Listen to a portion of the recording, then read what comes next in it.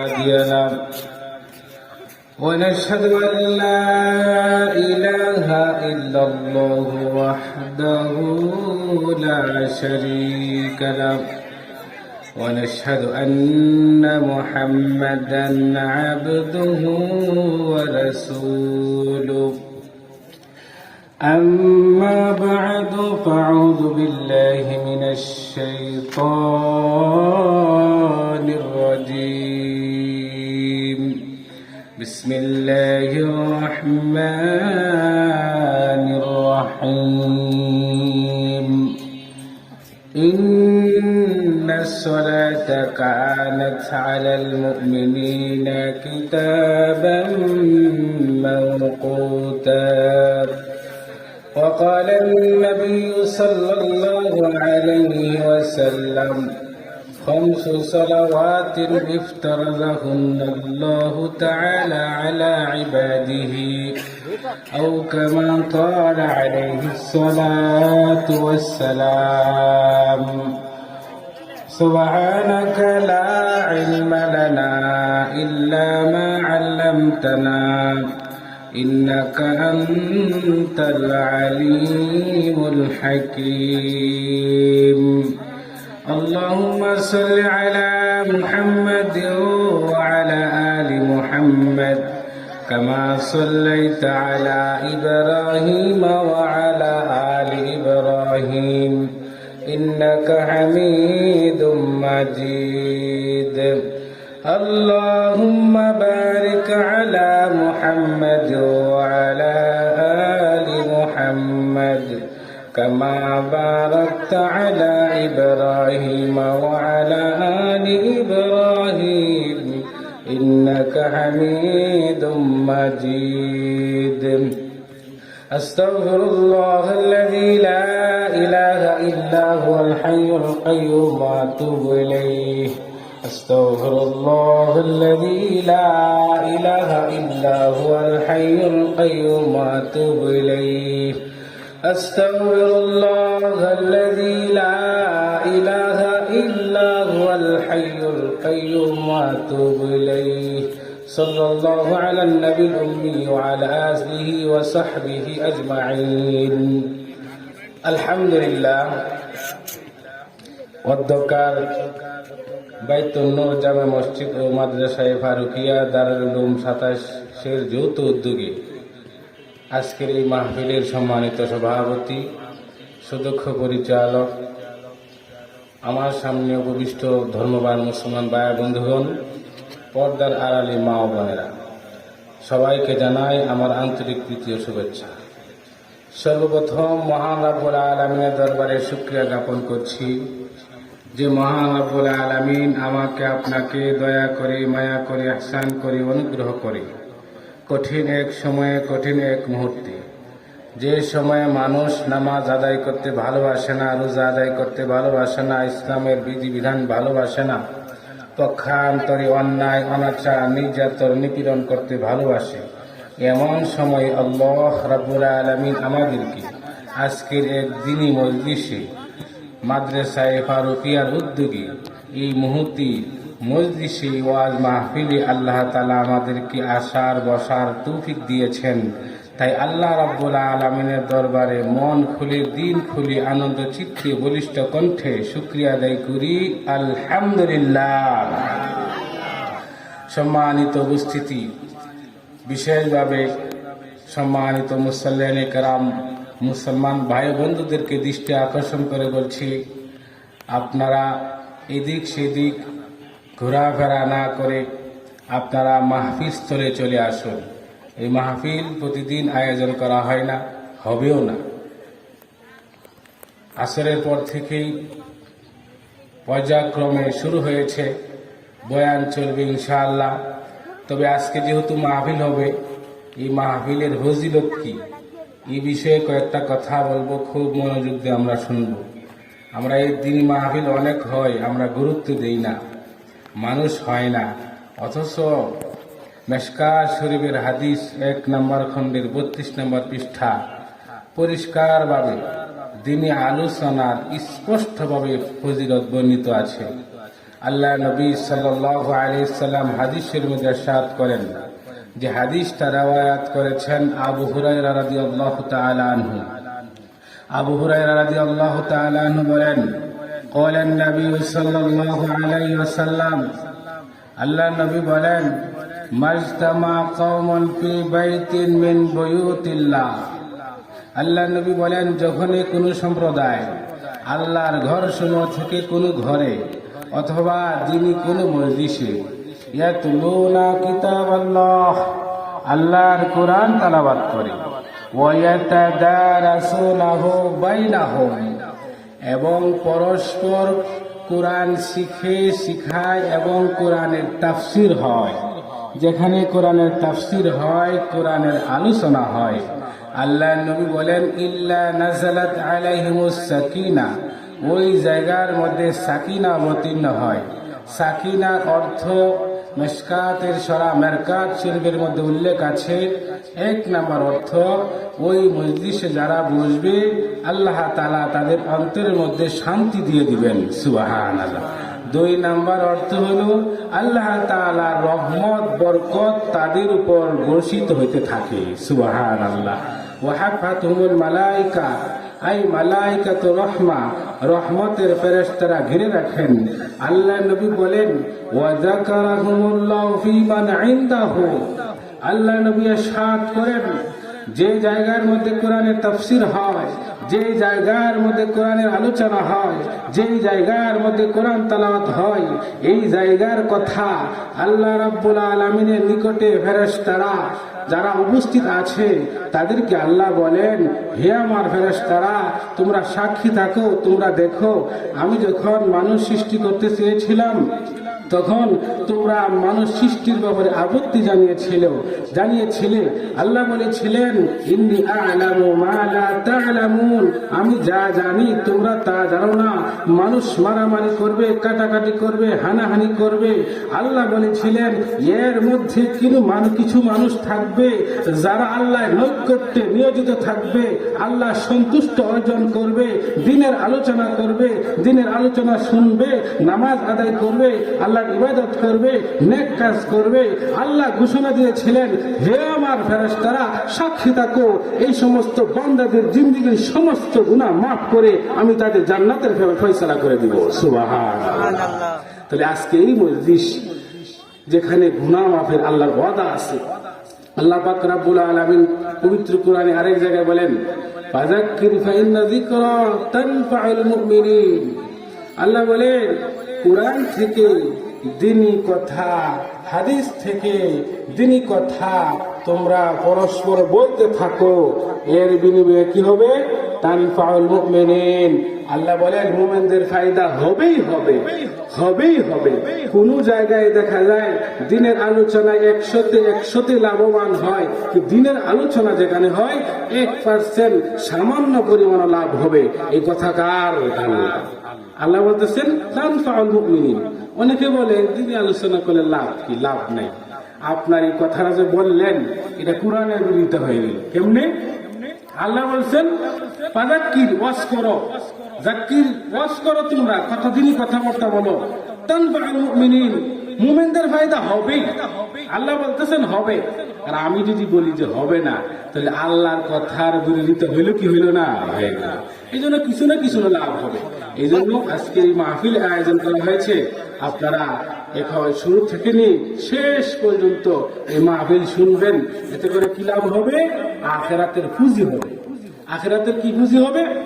আমার আপনার আমলনামা মজুদ হবে। বিশেষভাবে আজকে আসরের সময় বসেছি।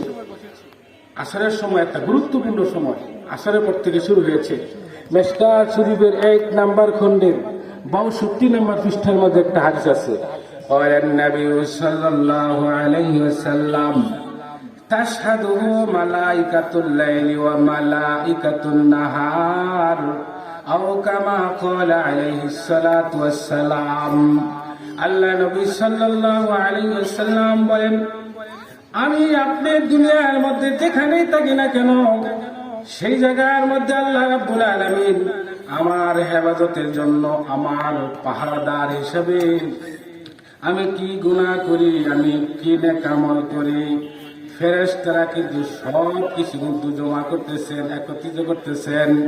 হাদিসের মধ্যে আসছে তাশহাদুহু মালায়েকাতুল লাইলি ওয়া মালায়েকাতুন নাহার। লোক মুখে আমরা শুনি দুইজন ফেরেশতা কিরামান কাতিবিন। কিরামান আরবি গ্রামার মধ্যে বহু বচন, কাতিবিন এটাও বহু বচন, দুইজন না। ফেরেশতারা আমার নিকটে ফেরেশতারা বহু থাকে, কিরামান মানে বহু সম্মানিত ফেরেশতারা আমার নিকটে আসে। কোন সময় আসে? হাদিসের মধ্যে আসছে বিশেষভাবে আল্লাহ রাব্বুল আলামিন ফজরের সময় একজন ফেরেশতা বান্দা নিকট পাঠিয়ে দেয়। এই ফেরেশতা বান্দা ফজর থেকে নিয়ে আসর পর্যন্ত কোন কোন আমল করলো, কি কি নেক আমল করলো, এইগুলো এই ফেরেশতারা লিখে ফেলায়। আবার কোন কোন গুনাহ হইল, কোন কোন আমল, কোন খারাপ আমল করলো, গুনাহ করলো, এই গুনাহগুলো লিখে ফেলায়। এই ফেরেশতারা ফজরের সময় আসে একদল ফেরেশতারা, আরেক দল ফেরেশতারা চলে যায়। আবার যখন আসর হয়, আসরের সময়ের মধ্যে একদল ফেরেশতা আসে, আবার আরেক দল ফেরেশতা চলে যায়।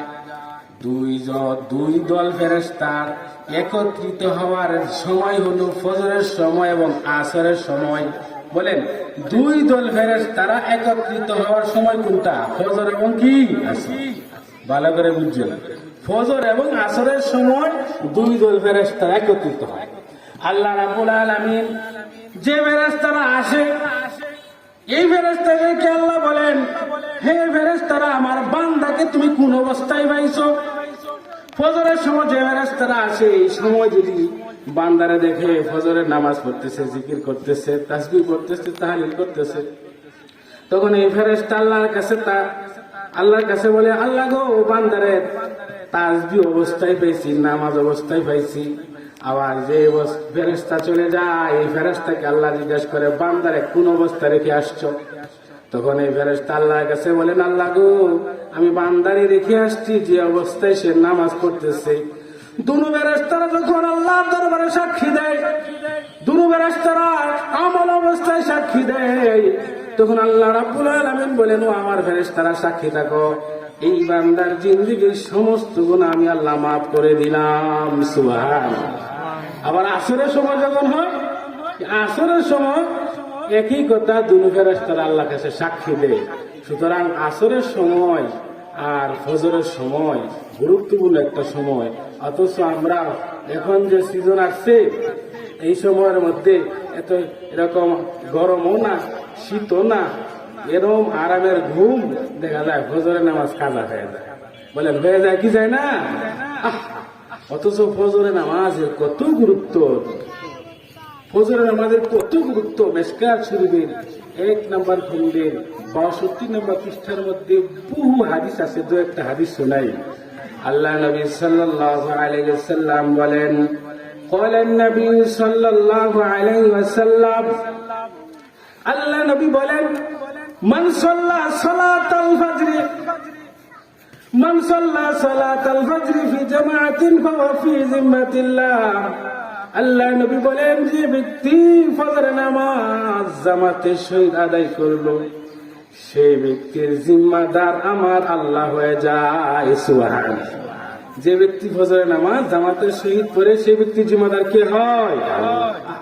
আল্লাহ হয়ে যায়। যার জিম্মাদার আল্লাহ হয়ে যায়, তার কি কোনো ভয় আছে? হাদিসের মধ্যে আরেকটা হাদিস এই পৃষ্ঠার মধ্যে আসছে, মিশকাত শরীফ 1 নম্বর খণ্ডের 62 নম্বর পৃষ্ঠা। قال النبي صلى الله عليه وسلم, من غدا إلى صلاة الفجر وفي رواية إلى صلاة الغد, من صلى إلى صلاة الفجر غدا برؤية الإيمان. আল্লাহ নবী বলেন, যে মানুষটা ঘুম থেকে উঠিয়া ফজরের নামাজের দিকে রওনা হয়, ওযু করিয়া ফজরের দিকে রওনা হয়, আল্লাহ নবী বলেন, সে যেন ইসলামের পতাকা, ইমানের পতাকা নিয়ে মসজিদের দিকে রওনা হইল। সুবহানাল্লাহ। কের পতাকা?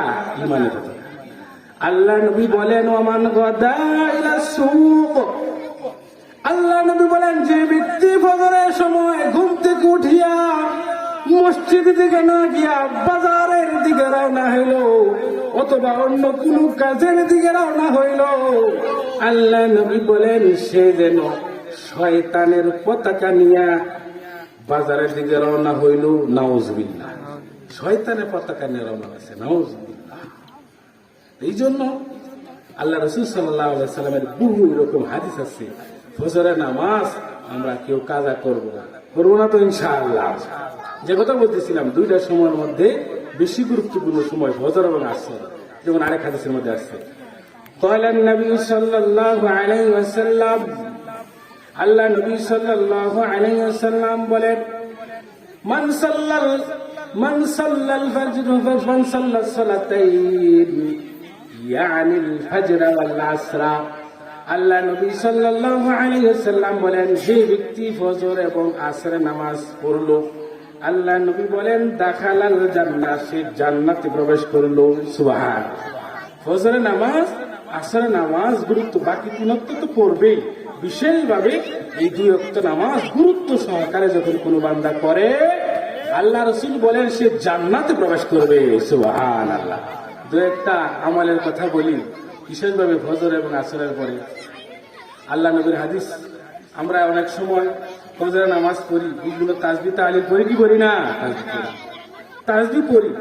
এই ফজরের নামাজের পরে, আসরের নামাজ পরে, পাঁচ ওয়াক্ত নামাজের পরে একটা তাসবিহ পড়ি। একটা হাদিস, যার এক হাদিস, যে হাদিসটা মিশকাত শরীফের 1 নম্বর খণ্ডের 63 নম্বর পৃষ্ঠার মধ্যে আছে। এই হাদিসটার উপর সবাই আমল করার চেষ্টা করবো তো ইনশাআল্লাহ। এই হাদিসটা আমল করি, কিন্তু আমি একটা সিস্টেম বলে দিচ্ছি, সেটা হলো ক্বালান নবী সাল্লাল্লাহু আলাইহি ওয়াসাল্লাম, আল্লাহ নবী সাল্লাল্লাহু আলাইহি ওয়াসাল্লাম বলেন, মান সাল্লা সাব্বাহাল্লাহ সালাসা ওয়া সালাসিন।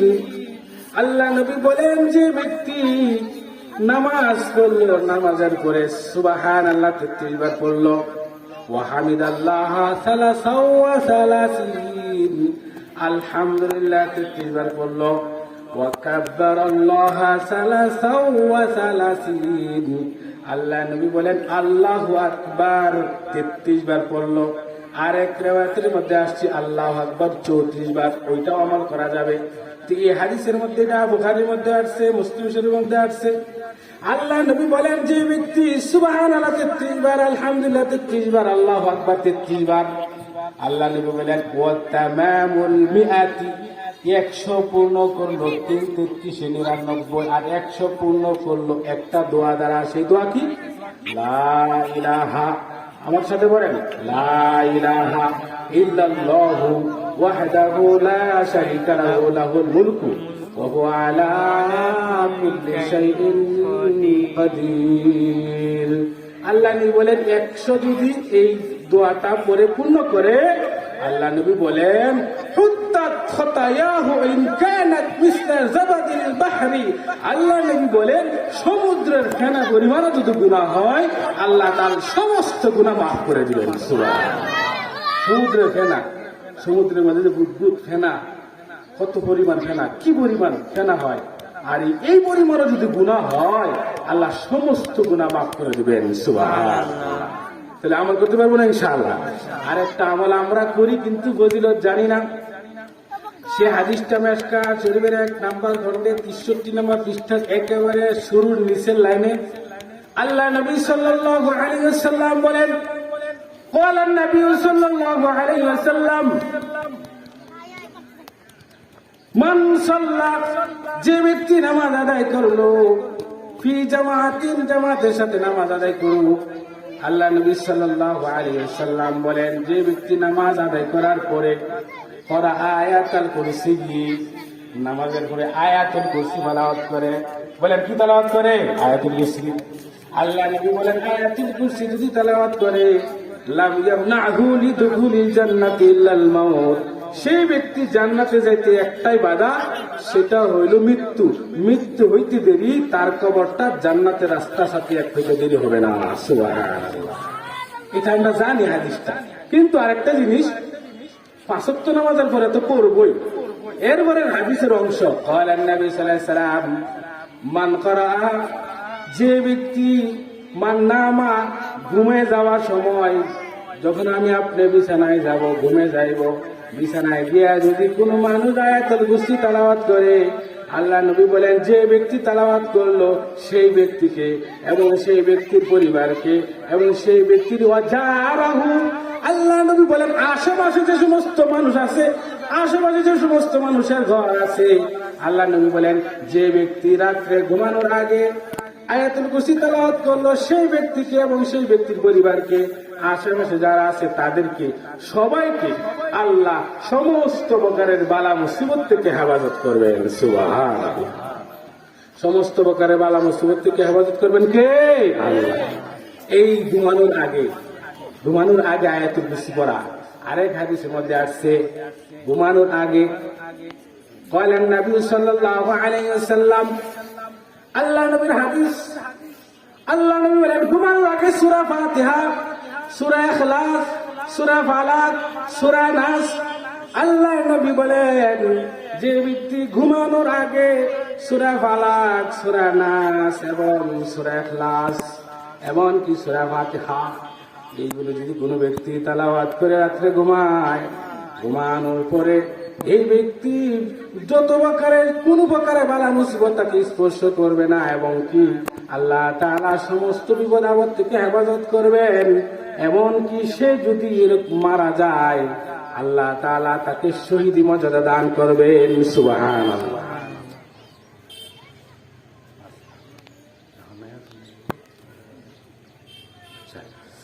তাহলে যে কথা বলতেছিলাম, কয়েকটা হাদিস আমি আপনাদের সামনে পাঠ করলাম, এই হাদিসগুলোর উপর আমল করার তৌফিক দান করুন। সবাই বলেন আমিন।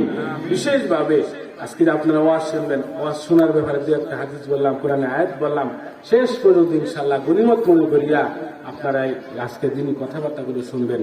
আল্লাহ তাআলা আমাদের সবাইকে আজকে যেন এই ওয়াজ মাহফিলে শুনে হেদায়েতের জরিয়া বানায়। এই ওয়াজ মাহফিলকে আল্লাহ কবুল করুন। সবাই বলেন আমিন। ওয়া আখিরু দাওয়ানা আলহামদুলিল্লাহি রাব্বিল আলামিন।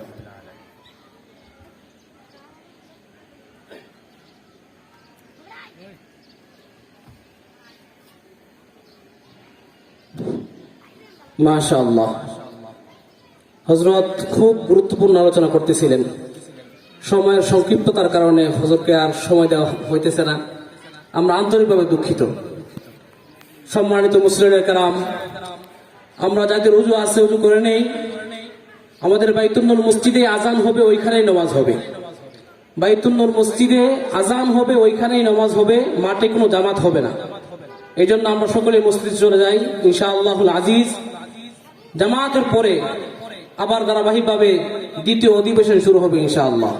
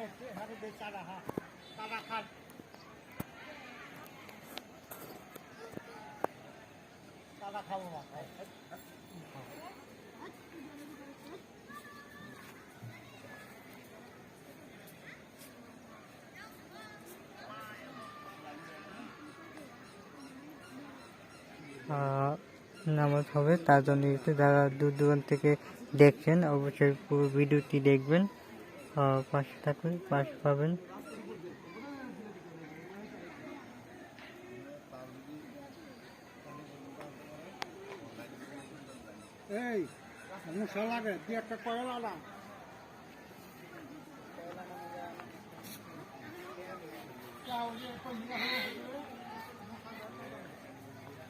এখানে জমে গেছে, মেলার মতো হয়ে গেছে বাইরে আমাদের যে এলাকায় মাহফিল হচ্ছে। তো যে যেখান থেকে আসেন ভিডিওটি দেখছেন অবশ্যই লাইক কমেন্ট দিয়ে পাশে থাকবেন এবং যারা সাবস্ক্রাইব করে নেবেন। পুরো ভিডিওটি দেখার জন্য অনুরোধ রইল, ঠিক আছে? আর আমি প্রায় এখানে বিদায় নিব।